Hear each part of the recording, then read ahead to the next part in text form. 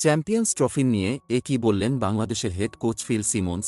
Champions trophy সামনে রেখে গেল শনিবার থেকে অনুশীলন শুরু করেছে বাংলাদেশ, যেখানে জাতীয় দলের ক্রিকেটারদের পাশাপাশি আরও কয়েকজন ক্রিকেটারকেও দেখা গিয়েছে। প্রধান কোচ ফিল সিমন্সের তত্ত্বাবধানে এই অনুশীলন চলবে ১২ ফেব্রুয়ারি পর্যন্ত। আজ সোমবার অনুশীলন শুরুর আগে সংবাদ সম্মেলনে আসেন প্রধান কোচ সিমন্স।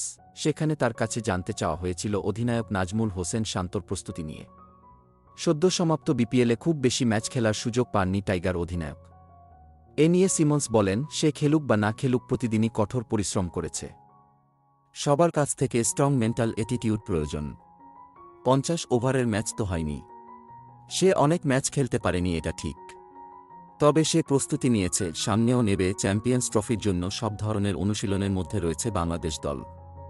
এ নিয়ে সিমন্সের ভাষ্য, এটা গুরুত্বপূর্ণ বিষয়। এ কারণেই আমরা দিনে ব্যাট করব, বল করেছি। আবার সন্ধ্যায় ফ্লাড লাইটের আলোতেও প্র্যাকটিস করব।